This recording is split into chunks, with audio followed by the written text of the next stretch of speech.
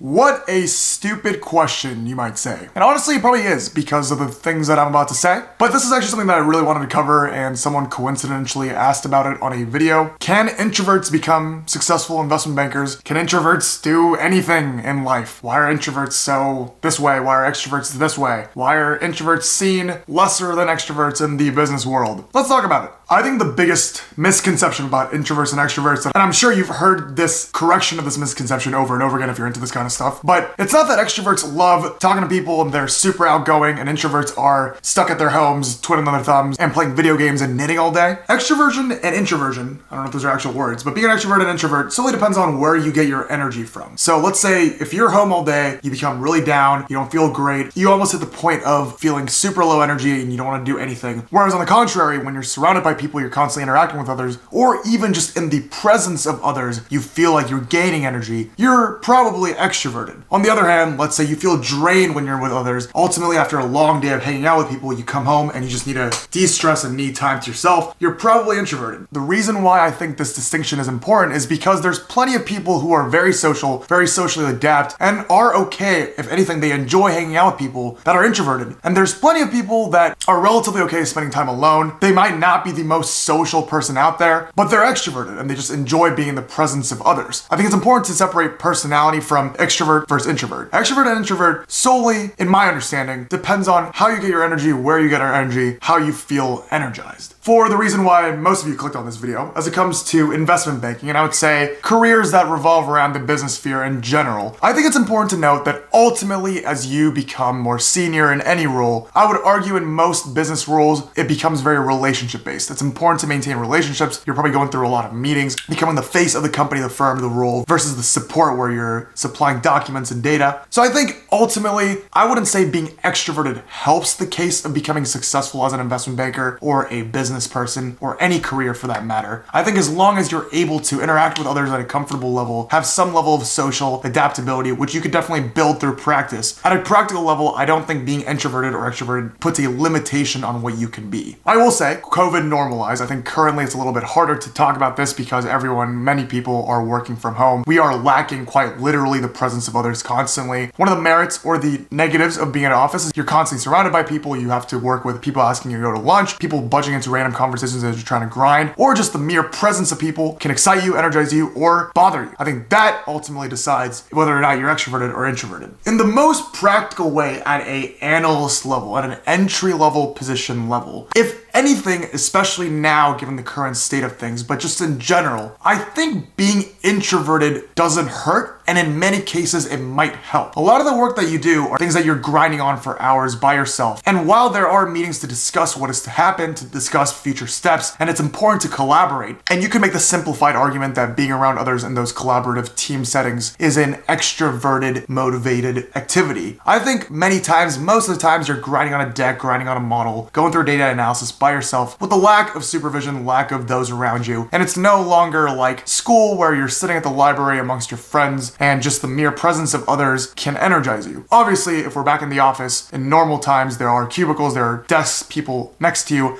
and being extroverted in that way, you'll probably feel better than people around you. But to the contrary, in my belief of this role, and just hearing from others, I think if you're okay spending hours on end working on something by yourself with limited social interaction in a room by yourself, especially during COVID, in what might seem a convoluted way, I think being introverted can actually propel you in this career, as extroverts might struggle to find the energy required to keep them going in a role like this where you're kind of required to get your butt on the chair and work on something for hours on end by yourself. I think the assumption is that extroverts fare better, extroverts do better, because even though I just said that personality and extrovert and introvert are separate things, I would argue in most cases, extroverts are people that enjoy being social. They have to enjoy being social because that's how they get their energy. Most of the time, the alignment between people who are social butterflies, who are very good at making up conversation with new people, with old people, middle of the road people, are probably extroverted. And whether or not that is out of practice because they know that that's what's required to gain energy in their perspective, or quite possibly they're mistakenly thinking that they are extroverted because they enjoy social interaction, but maybe after a long day of social interaction, they're probably tired. Quick note here, I think most, if not everyone, at the end of the day are probably both extroverted and introverted. It's more of a scale rather than a yes or a no. I can only speak for myself, but I would argue I am definitely mostly extroverted. I definitely get energy from being around people. COVID has been very hard for me, being home, alone, not being able to interact with people physically in person. I think Zoom has its limitations, but at the same time, I also need time to myself. There's things that I enjoy doing by myself that also gives me energy, like eating food and watching something, talking into a camera, reading my YouTube comments, and a lot of other lonely activities, which I'm trying to see not as lonely. I think a big part of this is a very self-fulfilling prophecy-esque thing. You keep telling yourself you're an extrovert, so you need to be with people. If you're not with people, you feel like you're not doing well, you feel like you're depressed, you feel like you're not having a good time. So you keep seeking others, you keep seeking and wanting to be with people. The way that the society is structured, the way that the current state is with the level of social media and the need to put yourself out there, that automatically correlates with being extroverted. It puts those in the introverted corner. I don't want to use the word at a lesser stance, but in the perception of others, they don't become the social king, the social queen, the one that stands out on a greater, more philosophical level, and perhaps the thing that I actually wanted to talk about in this video, and hooked you guys with the banking title.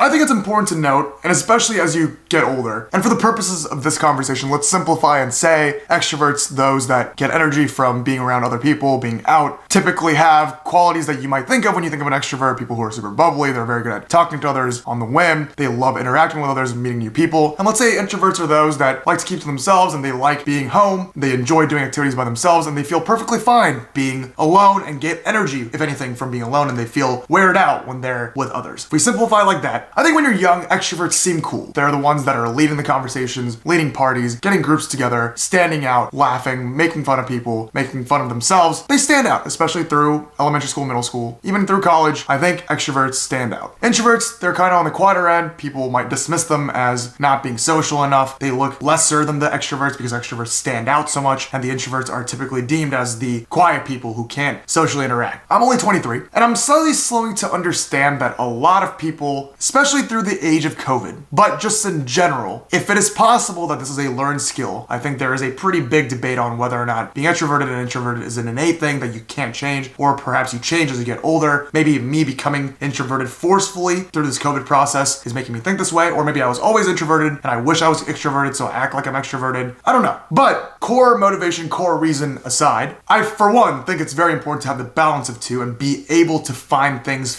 means of getting energy from both ends, because on one end, you're a human being, you're gonna have to interact with people at the end of the day. We're communal beings, it's important to interact with people, regardless of if the medium is through Zoom or in person, playing a sport, getting food. Interacting with people is important, and even if it tires you out a bit, don't force yourself to do it, but ultimately you're gonna have to interact with people, and you're gonna have to find ways to gain benefit out of interacting with people. But at the same time, I think this world tends to overhype and emphasize the need to be extroverted, and it's cool to be extroverted, and standing out is the way to go. I used to think that. I used to praise those that have that. I used to think myself of an extrovert and like the fact that I was like that and overplay the fact that I love people. I have to go out. It's weird if you don't like going out. How could you possibly be happy being alone? But lately, and as I gain with age, since I'm so old now, I'm realizing that it's really important to find activities, find things that you can do by yourself, and remind yourself that things that you could do alone, things that you could do by yourself, can also energize you. And we all need time to ourselves to be introspective, to rest, but above all, create a balance so that we're not overly dependent on others and activities involving others in the case like a global pandemic that would require you to spend time by yourself. That's something that's been hitting me a lot lately, and I think that oftentimes a lot of introverts that are actually introverts, or maybe even extroverts, overemphasize, overproject their extrovertedness onto themselves and keep pushing this ideal of, I love being with others, I have to be with others. Being with others emphasizes how energetic I'm becoming, and being alone is a bad thing. I don't think it's binary like that, and I think it's important to have that balance, and as soon as you start understanding what you're more like, of course you shouldn't force yourself to be either way, but I think it's important, especially as you get older and as you grow up, to one, not look down on someone just because they're introverted or overly think highly of someone solely because they're extroverted. And two, I think as individuals, we need to practice being both extroverted and introverted. And I'm of the belief that everyone intrinsically has some mix of both and can benefit from being with others and being alone. As always,